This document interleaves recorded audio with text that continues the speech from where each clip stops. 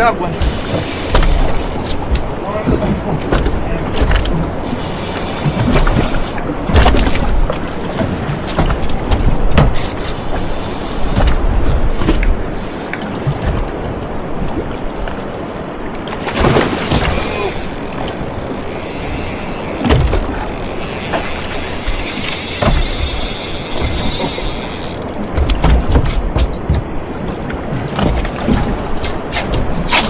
Of course, it's rough on the motor. Seriously. Oh, come on.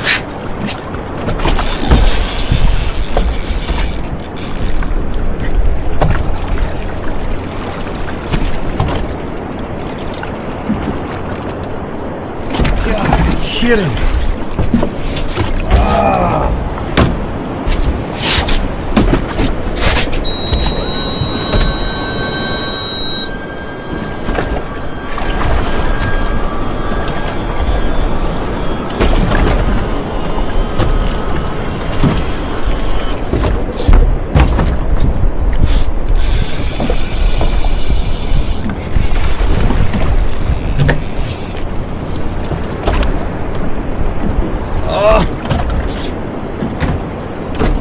Shit!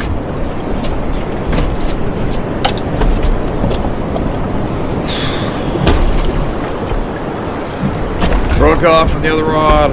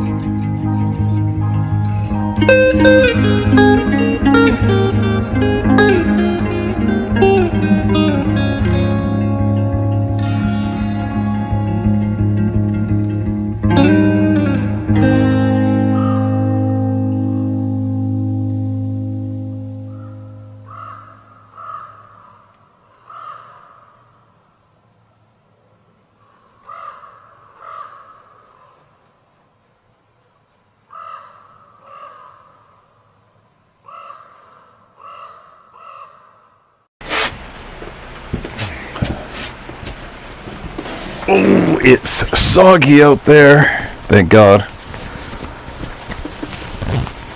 Thank God for the rain right now. Man, I hope, I sure hope this rain's hitting town where the fire is. Apparently, it's getting closer to a community. It's getting closer to the highway. Was the last word I heard yesterday. Sarah's flown back home east. We have a sitter at the house for all the animals, and I gotta be back by tomorrow.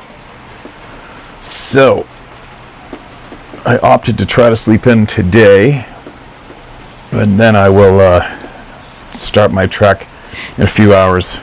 I got a few hour logging road, couple hour logging road route to get home. I gotta go all the way around the fire to Duncan and Nanaimo, then hit the highway home, and hopefully this fire doesn't chop me off from there. That would really suck. Then what? Then it's only going to be helicopter access only to get home, maybe. Because a lot of times the weather when it's out here on the coast, a lot of the time it'll be sunny out here and pouring rain at home in town. And then a lot of times it'll be raining here and not raining in town. So hopefully this rain's making it's going to douse that sucker out. Anyway, so let's pour my second coffee. I'm almost awake. Stuff's good for you, right? Hope everybody's doing good out in the world there. All of you. What I do this morning, I was having a coffee, slowly waking up, and I come across, I think I asked everyone earlier about some dude named Bashar or something. I don't know what it's about. Some bald guy. And I literally spend next to no time surfing the web. I don't have time to watch shit. That's why I keep stressing to everyone, I listen to everybody here. That's who I listen to for my source of information, is all of the people here that write into me. How does it get better than that? But anyway, sometimes I do watch videos, but not that often. So, you know, when my inbox gets clogged with, you gotta watch this video, here's the video, here's a video. I don't watch them. I can't. First of all, there's no time, and if I did attempt to, it would take a lifetime to watch all the videos that all of you forward to me. It's crazy. But anyway, I caught one of those sessions, so I guess this Bashar guy, allegedly there's somebody from another planet channeling through him to talk to the people here. And I didn't quite realize what was going on, but I watched it for a little bit this morning. I don't know what to make of it. They made a bit of a podium for him and a couple of plants on either side of him, and for him to sit in, and people go up and ask him questions. I don't know if it's legitimate or not. I haven't a clue. I probably have to meet the guy in person, maybe, or talk to him. I don't know, or spend some more time, which I don't really have to listen to him. But I guess my question is how many of you have followed this person who is allegedly being, is it Bashar's the alien? Channeling through this guy and speaking to people? And how much weight, how legitimate do you think he is, or is it? I don't know myself. I haven't a clue. It was popped up in the feed, and I've come across it a handful of times. Interesting. I wonder if anybody's asked him about the other people that are running around next to us here. Anyway, moving along. Where am I going here? Sasquatch's 1987 is the title of this email. Hey man, what's up? Hope all is well. I just stumbled across your channel. I just saw one of your videos about armed forces guys. I haven't seen the Sasquatches, but thought I'd tell you my story. Back in 1987, while being stationed at Fort Lewis, Washington, we went out into the mountains for some training. I can't be sure, but I think it was near the Trout Lake area of Gifford Pinchot National Park. It was miles from electricity, I can tell you that. As an ex-hunter, what? You quitter. Kidding.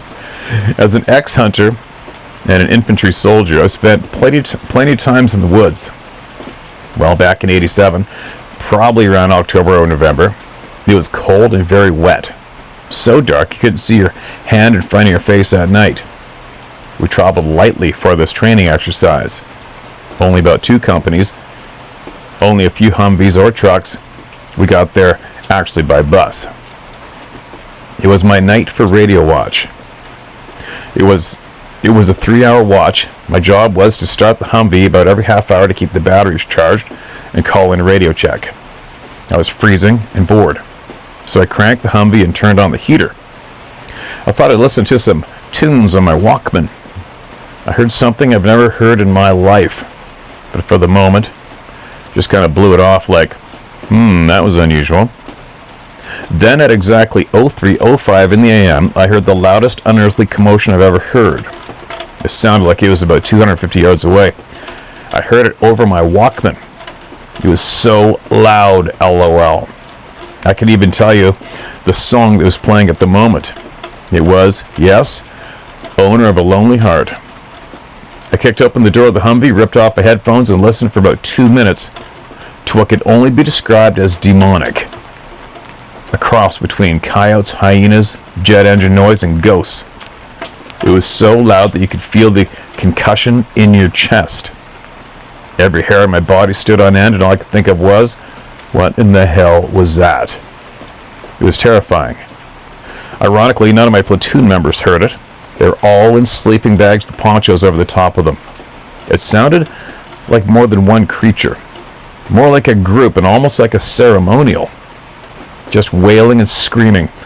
You could tell it was a conversation of some sort. It stopped and I went back to the truck and did my radio check. I woke up my relief and asked him if he heard all the weird noises that night, and he didn't. I started asking around, and my platoon buddies were convinced I was nuts. I started making jokes about ancient Indian burial grounds. Then about a day or 2 later, I had the same watch, and I was waking up my relief at about 0600 and heard them again. Still sounding like a group, but further away and from the opposite direction this time. I said to my buddy, "Hey man, did you hear that shit?" He calmly said, "Yeah, man." I said, "What did that sound like to you?" He says, "Ghosts, man." My hair still stands up thinking about that. And at the time, I didn't know what I'd heard was a Sasquatch. I just know it scared the hell out of me and almost shit my pants. It wasn't until years later when I heard some recorded Sasquatch screams by supposed experts in the Northwest that I finally put 2 and 2 together. When I heard the recordings, that fear instantly grabbed me again. I've contacted Fort Lewis Records Archives to see if they have any record of activity where we were then, so I could get a grid coordinate and go back sometime, but no luck. Now I realize what I heard was a Sasquatch and more than one. I've been called every name in the book, but nothing can change my mind. Although terrifying, I feel blessed to have been able to hear them. Something I can't emphasize enough is just the sheer, extreme volume of how loud these things were. I only tell a few select people about it. I've told my daughters, and they're believers now.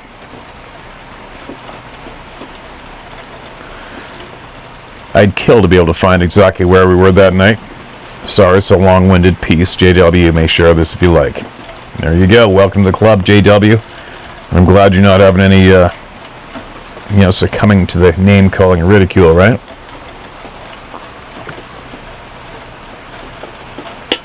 It's raining. I haven't heard the screams. I've heard noises. I've heard verbal noises, but I haven't heard those flavor screams. Will I? Who knows? I wonder why. I've heard everything but. I wonder if there's a reason for that. Contact with the forest people and meditation. Dear Steve, I'm fully supportive of your decision to finally make contact with the forest people.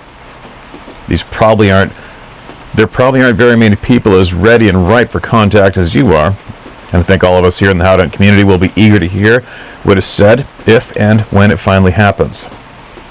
I would, however, like to make a few friendly suggestions for you to consider.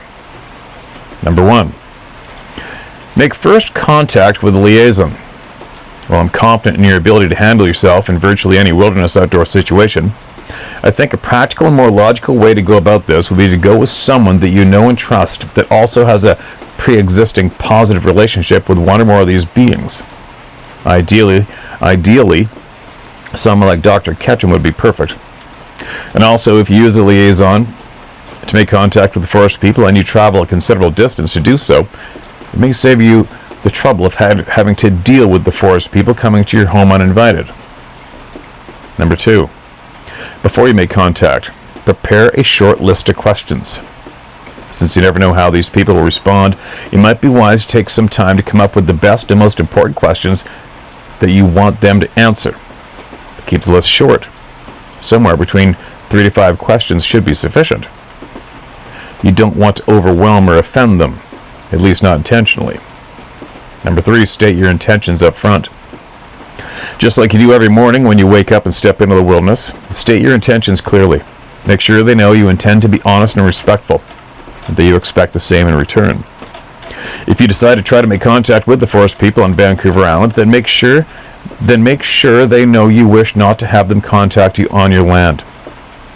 If contact is established and it goes well, that perhaps both parties can agree to find a designated location from which all future contact will be made. Somewhere in between your home and theirs. Somewhere that both parties can feel safe and comfortable.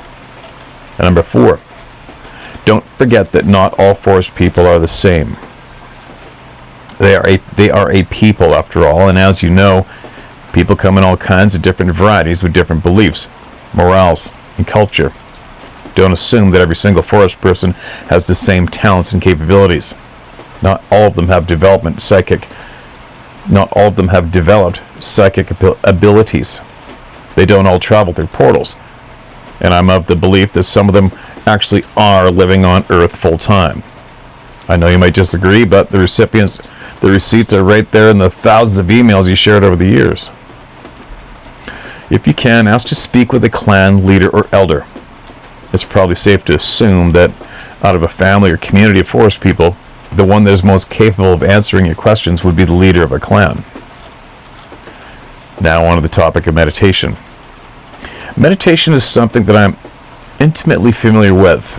It's something I've spent many years learning about.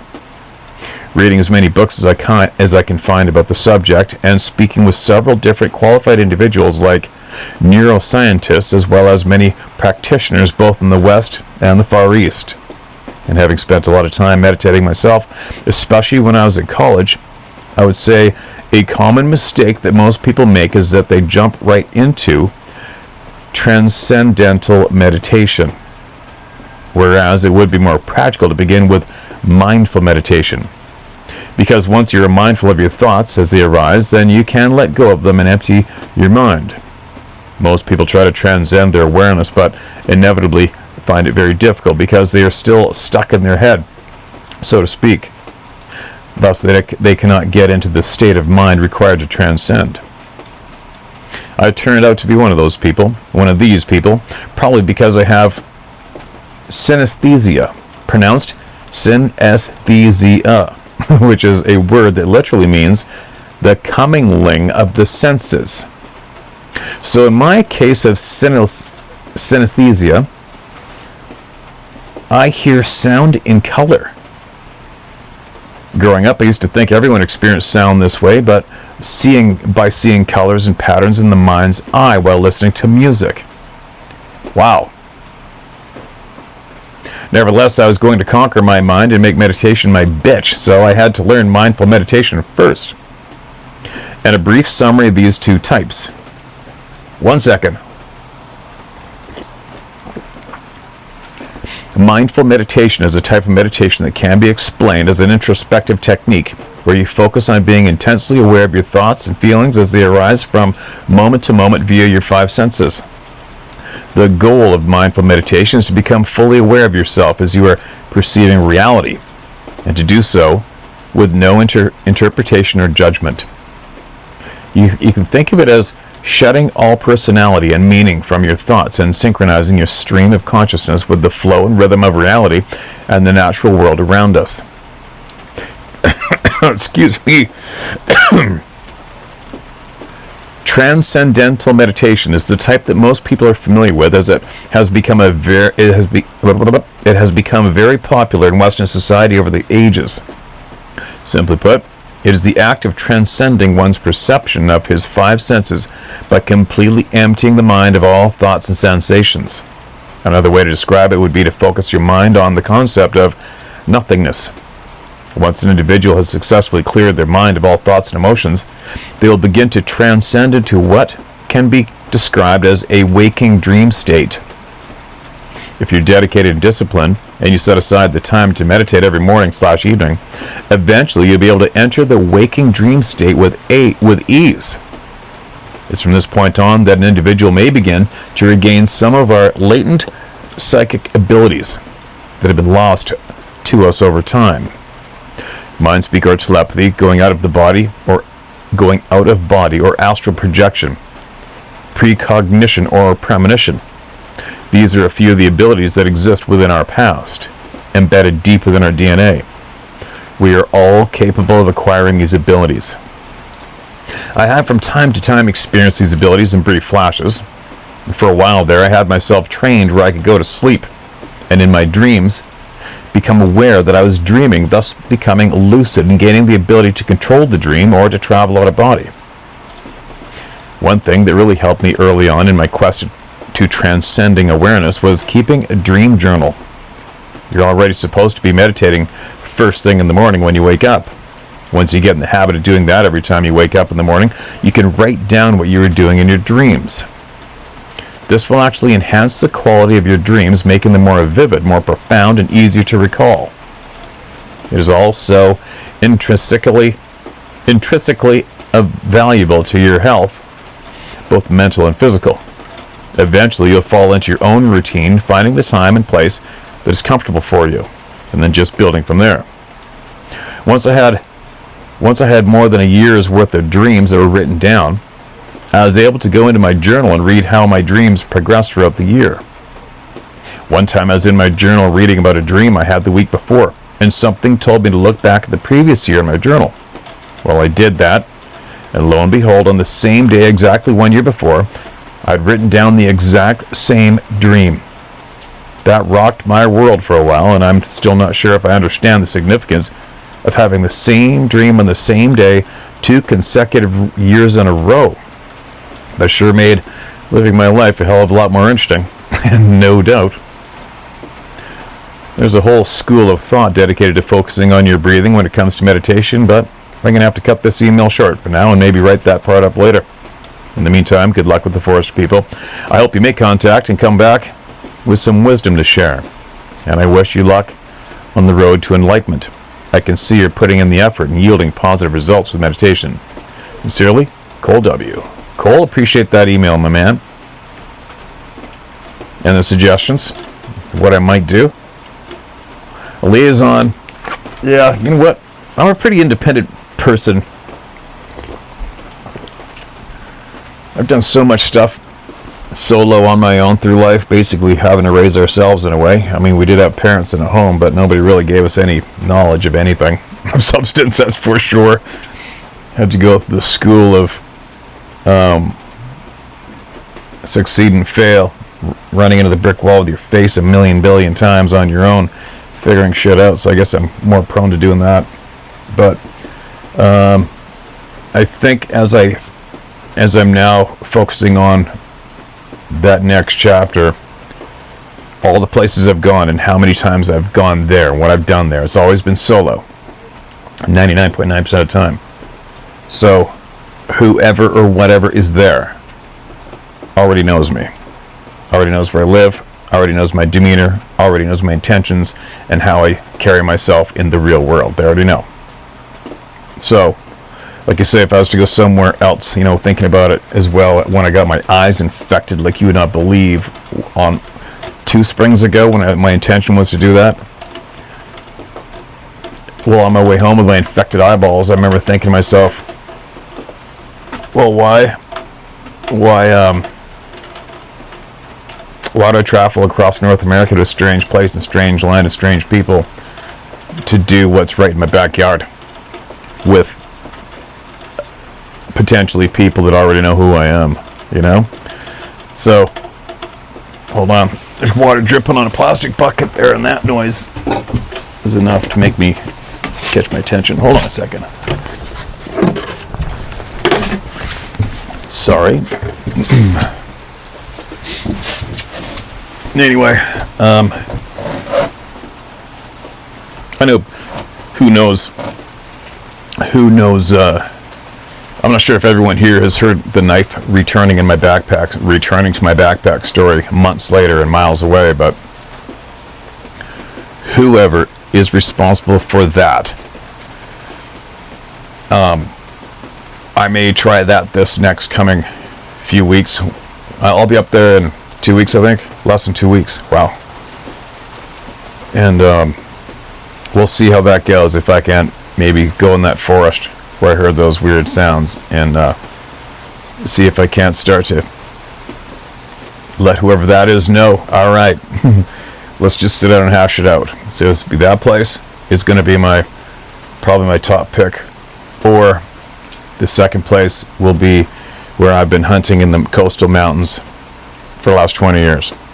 And I've had so much stuff happen to me around there, it's silly, so it's going to be either one or the other. Third would be in my backyard. Why? Because we've only been here a few years.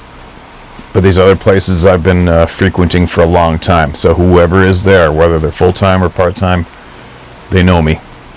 They know I'm independent and I go by myself. So that's all I'm saying. So liaison for me, I'm just going to be straight up and honest. Nope, I probably won't be doing that. A list of questions. I don't even know if I'd think of my questions. You know what I mean? It's kind of like when a lot of people see these people and they have a camera, they don't even think about the camera. They're so shocked. I think hopefully if let's just say if I made contact with whoever this may be, I would like to think that hopefully we could just sit on a log, or I'll just sit on a log and say, hey, what do you know? What are you motivated to talk to me about? What could you talk to me about? And if you have any limits, who put the limits on you? Why can't you be free and talk to me about anything you want? And then take it from there. You know what I mean? And then just let it go as a conversation as I'd have with anybody here. That would be my intention, because I honestly don't think I could have to think for a while and come up with some questions, write them all down, get in the woods, boom, you're taken over by absolute shock. I'd probably forget I had that list of questions, you know? But I do know my mind is telling me just to sit down and say, hey, what do you know? What do you know? What do you know? What could you talk to me about?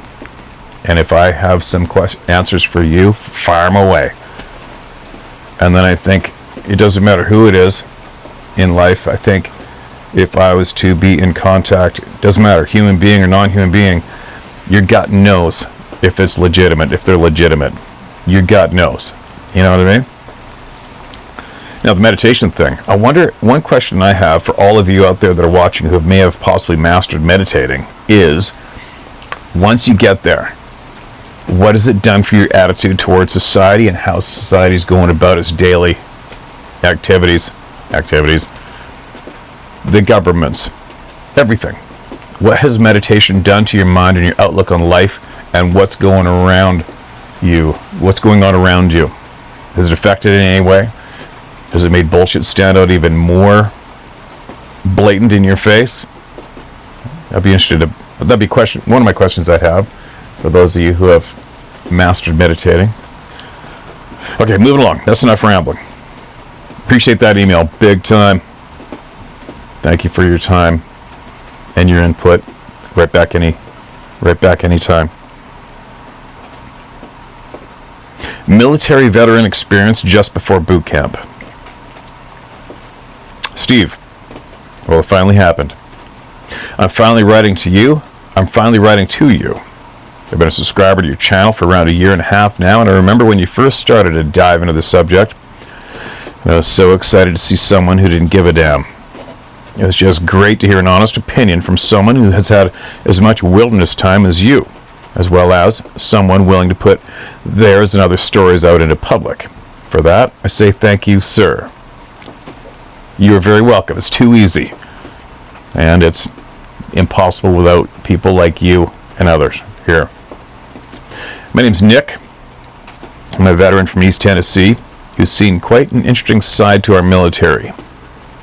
Just to put it into perspective, as others have done, I held a very high security clearance with numerous compartments. I've gone through a full scope polygraph and have seen everything from underways on a submarine to the mountains of Afghanistan. I've worked with special forces and intelligence agencies. If we ever grab a beer sometime, maybe I can tell you some crazy military stories. But I digress. I say that to say this. I've been a trusted and productive member of society. What I write to you now, though, happened 2 weeks before I left for boot camp. This needs a sip of coffee.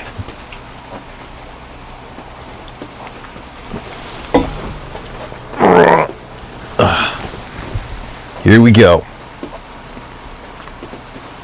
One of my best friends and I went camping in December of '05 in the vast wilderness area somewhere around the Tennessee/North Carolina/Georgia borders. And I'll purposely leave that vague. I was leaving for boot camp in 2 weeks, and he was going a couple months later. This was a trip just for us. It was a bro trip, where we could go deep into the woods and be away from everything before our lives drastically changed. We were camping along a river situated between two mountains, many miles from any town or other trails. And it was around midnight when it happened. And as we were talking next to the fire about what our futures looked like, we heard an incredible splash in the river about 30 to 40 feet from us. It sounded like an enormous animal jumped several feet off of the rocks into the water. And then we heard it walking/splashing the 20 to 30 feet across the river toward us. We both stood up as close to the fire as possible and stared into the black abyss. It was distinctly two legs moving through the water. Just a splash, splash, as if an Olympic heavyweight wrestler was crossing the river. Then it stopped right at the bank. I've never been so scared in my life. We were too scared to speak or even to look at each other at that point, just staring into the abyss beyond the firelight. I honestly don't know how much time elapsed. It felt like an hour, but in reality it was probably 5 to 10 minutes. Nothing happened. Total silence. Only the crackling of wood in the fire.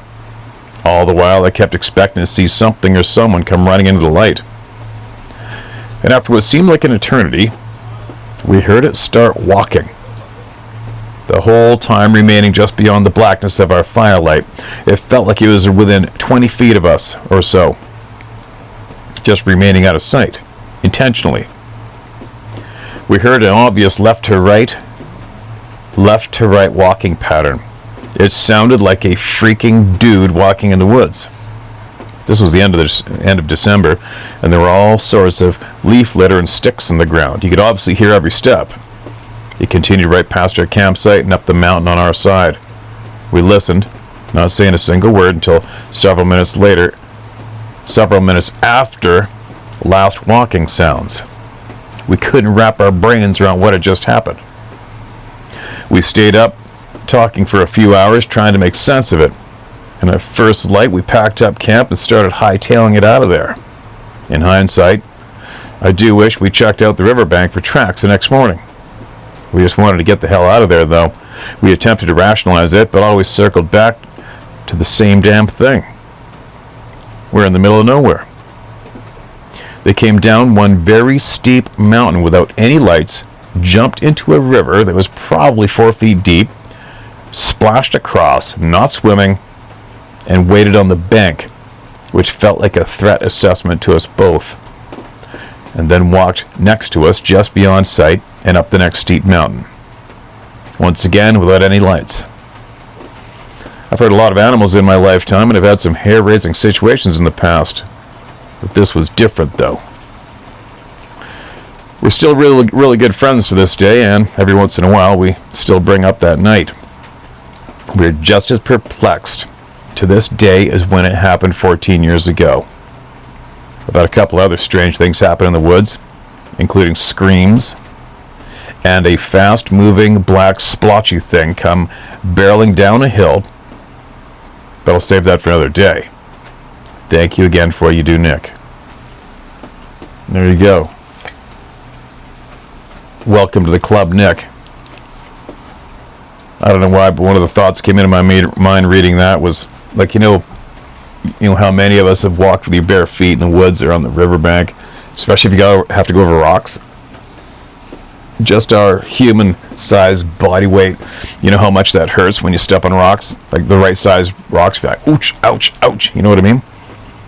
Imagine being 1,500 pounds and jumping way off of a cliff or whatever and landing in riverbed, river rock, no problem, without shoes. They got some dense kick-ass feet on them, right? But I think the threat assessment might be valid. Sometimes I wonder, when these people come and sneak up on people in their tents and camps, what are they looking for? Who are they looking for? I'm quite certain they don't have to go right up like that to figure out who and what's going on with human beings. What are they looking for? What are they checking for? Who are they checking for? And if who or what they're looking for happens to be what they are afraid it might be, then what's the next step for them? Do you know what I mean? Like, let's just say the threat assessment. Okay, so threat assessment, they send down their kick-ass protector to go down there and assess and deal.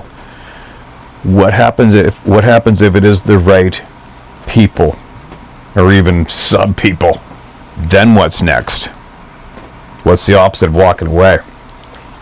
Oof. Who knows? Appreciate that email, man. And send in your other one if you want. Resending in case you missed it. No shortage of those. Dear How to Hunt, first of all, I want to thank you for what you're doing. It's wonderful, and I have two stories. Number one, in December of 2007, I was a junior in college at the University of the South in Sewanee, Tennessee. I know I probably mispronounced it. Sewanee, I'm going to say it probably is. It was during exams week, and I'd been studying like crazy. I just left the library and headed back to my dorm room at about 11 p.m. and ran into my roommate, who I hadn't seen in several days. We're good friends. We were really wired from studying all day, so we decided to go buy some beer and drive down to this farmer's field to do some donuts in my roommate's Toyota 4Runner. A farmer's field to do donuts. Look out if the farmer catches your ass. We buy the beer and then drive to the field. Now, to explain exactly where we were is important. The university we were attending owns a domain of about 11,000 acres and this sits on top of a very flat mountain of only several hundred feet in elevation. Surrounding this mountain or high plateau is nothing but rural farmland, and the university itself only has a student population of about 2,500 people. So the area is sparsely populated. There are a lot of cliffs and caves in this area. Rock climbing and spelunking are very popular in this area. So we buy the beer and then drive down into the valley below, descending off the mountain down the very steep road of hairpin turns and switchbacks. We get to the field, do some donuts, drink some beer, and we start to head back up the mountain. And as we come around one of the hairpin turns in the road, our headlights sweep over a Bigfoot. There it is in the road. Head, no neck, really wide shoulders, thick legs, hairy. He quickly steps out of the road, but is staring right at us. It effortlessly stepped out of the road and got behind a tree and did the head poke around the tree as our lights passed over it. This happened very, very quickly. I say nothing. My roommate says nothing. We drive in total silence for a moment, and finally I say to my roommate, "Did you see that?" He says, "Yes, I saw it, and I don't want to talk about it." My roommate to this day really does not like to talk about what we saw, but he was in town earlier this summer and we talked about it. I've told many people this story, and obviously no one believes me. They say, "Oh well, you already admitted you were drinking, so you were just drunk, blah blah blah." I've told my first cousin this story many times, and this summer when my roommate came to town, I had my cousin ask him about it. Without hesitation, my roommate described what we saw exactly as I described it to my cousin without hesitation. After my roommate left town, I asked my cousin what he thought about what my roommate had told him, and my cousin completely denied ever speaking with my roommate. Pathetic. I think I read this. That sounds familiar, that one stuck in my brain. Oh well. I'm an avid bear hunter, deer hunter, turkey hunter, etc. And I was born to live on a 1,400-acre farm, and I spend all my time in the woods. I know what a bear looks like when it stands on two legs, and yes, I've seen black bears walk on two legs. I know what I saw, and it was not a bear. Number 2, in the summer 2018, I was at my friend's house one night. We were just hanging out on the porch, grilling burgers. This is in Marietta, South Carolina. It's around 11 p.m. and I start hearing Bigfoot howls. I've never heard a noise like this before in my life, nor have I since. Spelt sense. The dogs started to whimper, and the cicadas and crickets even went quiet.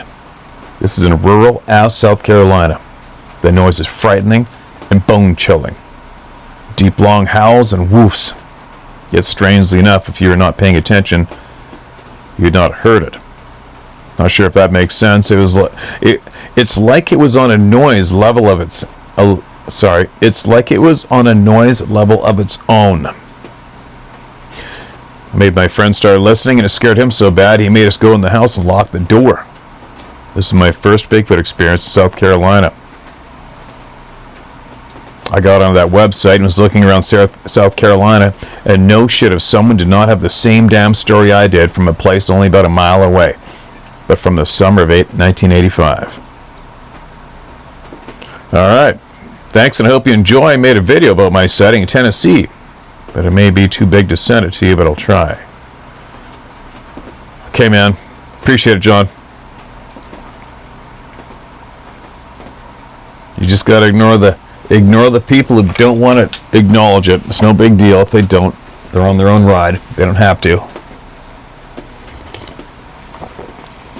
Oh, if I read it, well, it came up as non-read somehow. And if you complain, oh boy, complainers funny. I was thinking about that the other day. People that go online.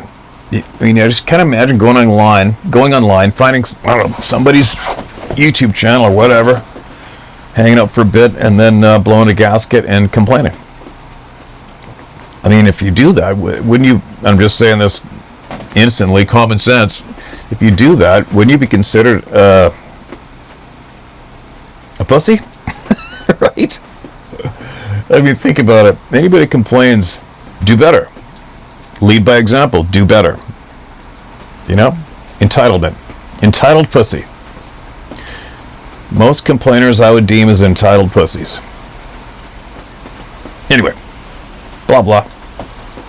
The door is wide open, right? For the whole world. If you don't like it, don't let that same door slap you on the ass. Just remember, nobody was asked to come here. Nobody was ever asked to come here. But you're more than welcome to walk into the house, right? If you don't like what's going on here, lead by example and do better. It's too easy. A U.S. Marine who is convinced to share. Hello, Steve. Not sure where to start on this because I just recently watched the video posted on August 26. I believe it's from a John Black. Very detailed and full of information. As I've noticed from watching your videos, it's very apparent that people have very different ways of processing a Sasquatch encounter. Anyways, my friend who got me into your channel convinced me that I should share an experience with you and all the listeners. Before I take off, I'd like to start with the basis of my own perspective. I grew up in the North Georgia mountains where they filmed the movie Deliverance. I thought they filmed that in Pennsylvania. I was raised to love being outside, and the further away from people you could get, the more blessed you are. Hills, woods, and rivers are the perfect place to be. Most of the hillbillies in my family spent many days in the woods catching fish or gigging on an animal to keep the freezer full. We have a wide variety of critters to pursue, from deer, hogs, turkeys, varmints, and black bear. The state record black bear was taken in our county. I say that to credit that I'm very aware of what a big animal is capable of in the forest. Back to my friend who helped me find you. One day, out of the blue, he asked me what I thought about Bigfoot. I honestly didn't know how to answer him because he seemed a bit shy to discuss the topic. Now, I know that the majority of the world tends to make jokes about Bigfoot, but people also make many jokes about the movie Deliverance. I thought that it was just something that everyone knew existed. Just like the banjo music you hear down by the river. Haha, just joking. But on a serious note, I always grew up knowing to watch out for the wood boogers that were out there. The strange yet astonishing things that happen in the wilderness are an amazement to me. Just now I'm realizing that people want to hide this phenomena like it'll destroy the peace within society. My point is that while I was growing up, it was just understood that there are things out there that you just don't mess with. But at the same time, it's important that you do not fear those things.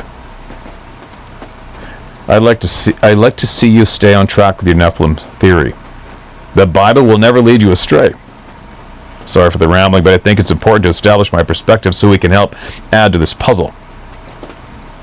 My buddy who introduced me to your channel served with me almost 4 years in the Marine Corps.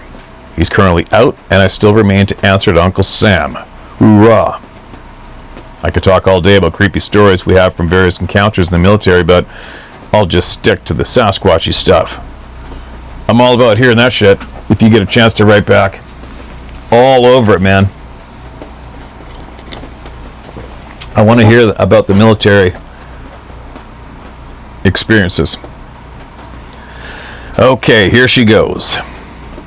The first time it became certain, without a doubt, that an unimaginable creature was there, one late afternoon in the early summer, I was headed to my favorite spot to catch some rainbows, the trout. The place I went was a frequented area by people who were interested in the hiking trail that ran through that neck of the woods. I hiked that trail hundreds of times and only ever saw maybe 5 people hiking, but the path was well worn, so I know it had to be used somewhere often. However, the woods around that trail are not so frequented. No civilization for quite a ways. From where I would park my truck to where I would hit the river was about 2.5 miles through the thick of the woods. And as I reached the first 3/4 to a mile on the trail, I heard something up the ridge to my right around 30 to 40 yards that matched no animal, siren, or heavy machinery I've ever heard in those woods. I honestly have nothing to compare it to. The best I can describe it as is a bone-rattling roar. No bear makes that noise, no pigs, no deer. What continued with and followed the roar was the sound of heavy running, much like a 2-legged horse or a bull.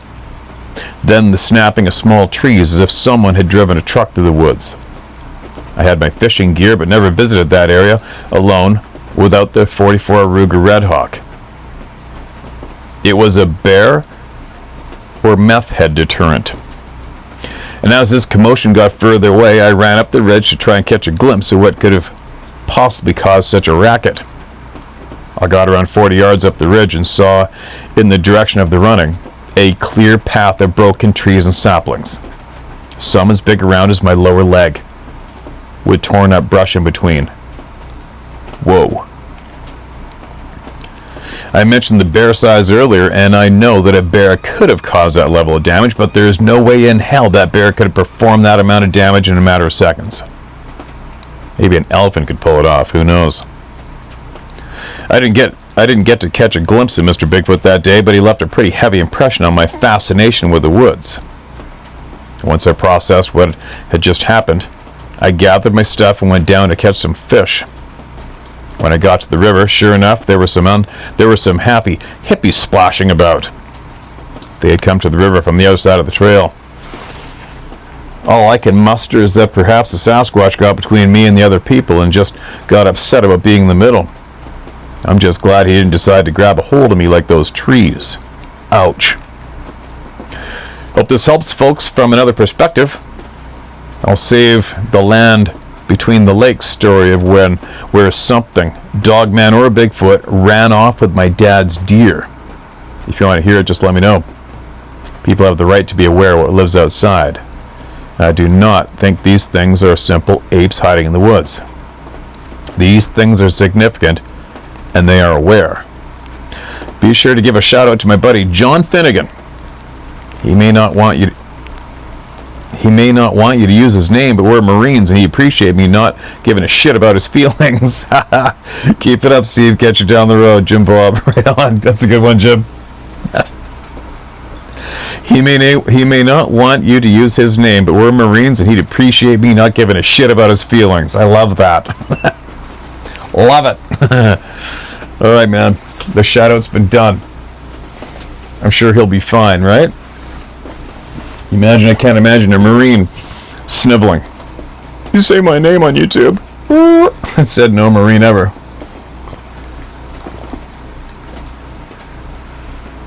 Oh, the sound of generators echoing in the inlet. Non-stop. Apparently there's not going to be electricity here for at least 7 weeks. Oh.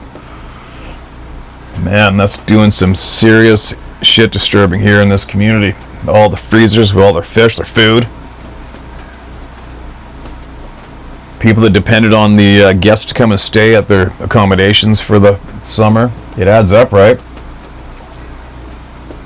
I think my cancellations were around, I don't know, close to $10,000 of revenue.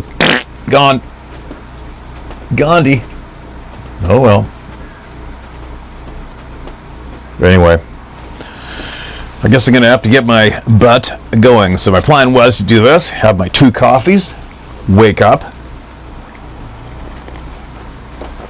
get motivated, clean up the boat. I got to get all my bedding and all the leftover food, my laundry, my electronics, packed all the way up the ramp into the truck, and I have a funny feeling my driver's door is open. I hope not. I hope I did it up, or somebody did for me.